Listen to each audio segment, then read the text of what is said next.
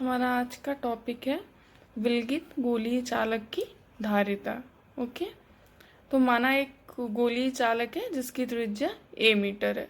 ये हमारा एक गोलीय चालक है जिसकी त्रिज्या कितनी है a मीटर। केंद्र से यहाँ तक की दूरी हो गई a मीटर। ठीक है, तो ये जो हमारा चालक है वो k परावैद्युतांक वाले माध्यम में रखा है।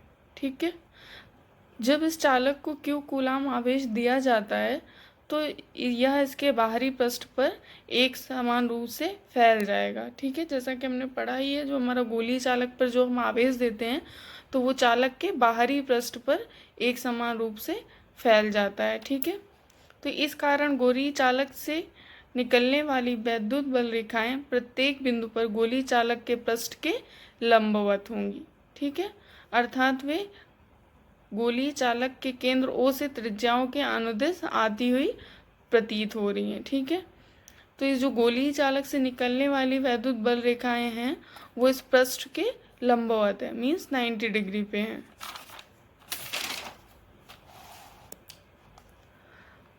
तो गोलीय चालक के बाहर किसी बिंदु पर विभव ज्ञात करने के लिए आवेश Q को हमने क्या किया, हम ये मान सकते हैं कि जो हमारा आवेश Q है वो गोलीय चालक के केंद्र O पर स्थित है। ठीक है, तो जब केंद्र पर स्थित है तो हमारा विभव क्या हो गया, जैसे हमने पढ़ा ये V इज इक्वल टू 1/4πε0 के Q/A वोल्ट।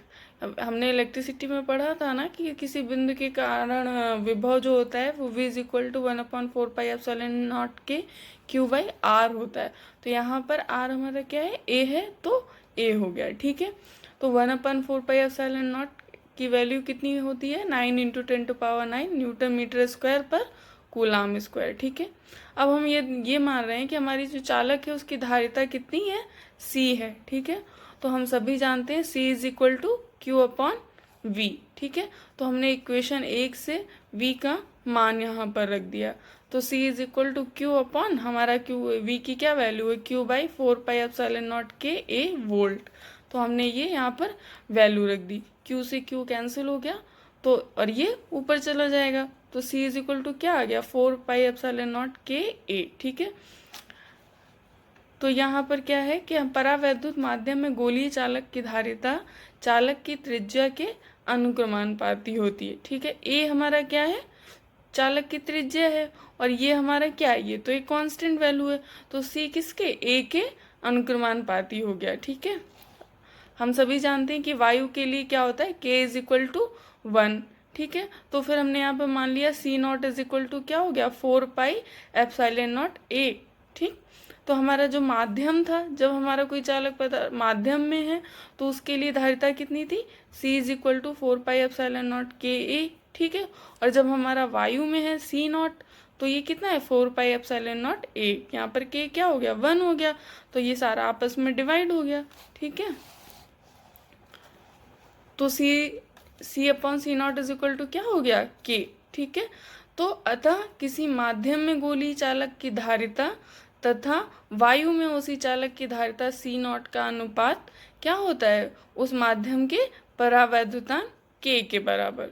ठीक है, C/C0 इज इक्वल टू क्या हो गया, K, जहाँ C क्या है माध्यम में चालक की धारिता और C0 क्या है वायु में चालक की धारिता। ठीक है, हमें पता ही है कि C इज इक्वल टू क्या होता है, 4πε0 A। ठीक है, तो यहाँ पर हम अगर ε0 की वैल्यू अगर हम यहाँ से देखें तो ये क्या हो गई, C/4πA। ठीक है, तो यहाँ पर C हमारी क्या है, धारिता, धारिता का मात्रक क्या होता है, फैरड, और A क्या है, त्रिज्या। ठीक है, तो इसका मात्रक क्या हुआ, मीटर, तो ε0 का मात्रक क्या हो गया, फैरड पर मीटर। ठीक है, हमने फर्स्ट चैप्टर में भी पढ़ा था कि हमारा ε0 जो होती है वो निर्वात की वैद्युतशीलता, तो उसका मात्रक क्या होता है, कूलाम स्क्वायर पर न्यूटन मीटर स्क्वायर। ठीक है, यहाँ से हमारा एक और ε0 का मात्रक निकल के आया, फैरड पर मीटर। ठीक है, तो इस तरीके से ε0 के यहाँ पर 2 मात्रक निकल कर आए।